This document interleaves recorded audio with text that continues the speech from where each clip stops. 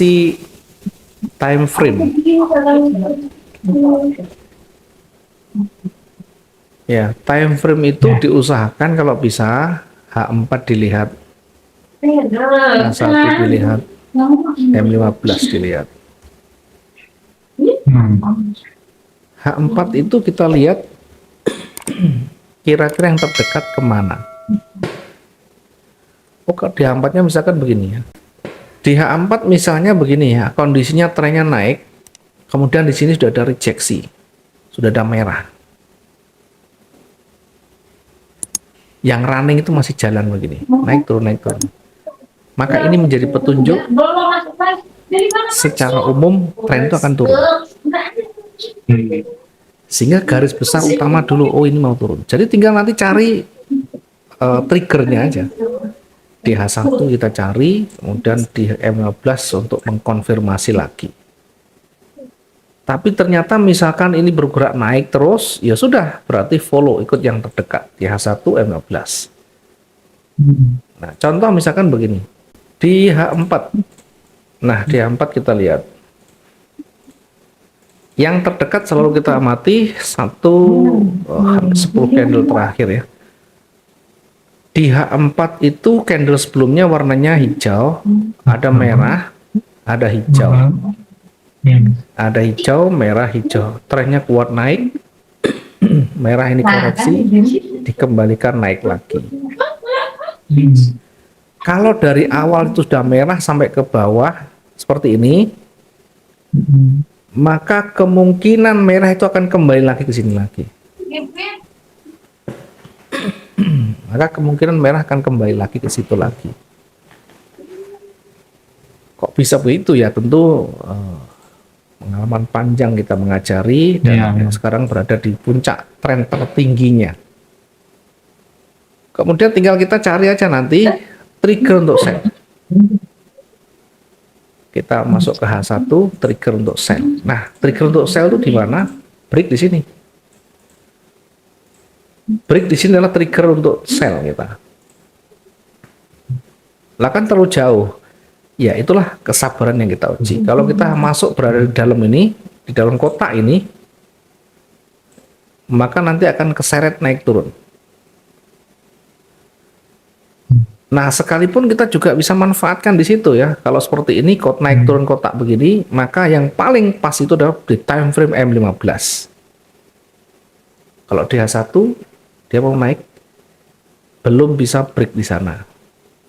Di H4 tadi, itu mengindikasikan akan kembali turun lagi. Tapi sekarang di H1 sudah mulai hijau, sudah mulai kuat ya, meskipun belum lebih tinggi dari high-nya ya, tapi setidaknya ada pergerakan mau naik. Jangan mencoba masuk di posisi seperti ini dengan buy juga. Terlalu dekat dengan resisten berisiko.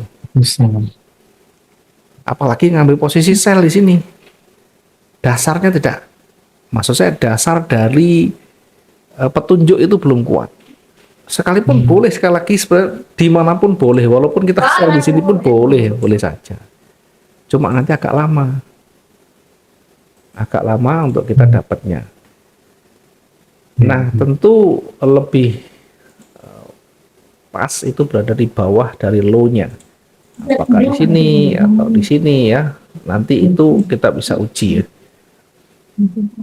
Nah, dia akan naik, ngapain kita mikir di bawah? Iya memang, tapi kita mengambil posisi buy pun juga di sini juga masih terlalu jauh ya. Apalagi pergerakannya pendek begini. Satu dari pergerakan, yang kedua dari range per candle-nya pendek ya, tidak ada yang panjang. Bisa jadi ya seperti ini, konsolidasi dulu. Karena ada kalanya sampai pagi pun hanya begini sering. Iya. Lah, bagaimana menyikapinya? Ngapain disikapi? Kalau udah ada peluang ya sudah tutup aja. Istirahat lebih baik.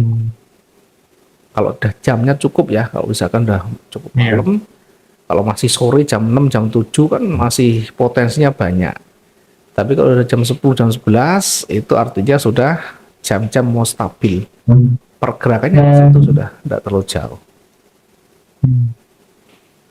Kalau kita menggunakan time frame kecil, misalkan M15. Nah, kebetulan di M15 juga berdekatan juga dengan resisten, juga berisiko juga ya.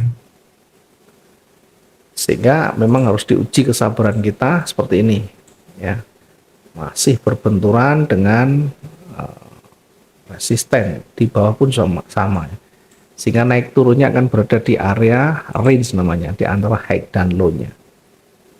Tidak bisa kita menempatkan kecuali kita hanya manfaatkan peluang-peluang kecilnya. Itu pun kondisi saat ini juga masih beresiko ya. Kita ambil posisi buy, ada banyak jarum, ada banyak penolakan, nah, sangat beresiko sekali.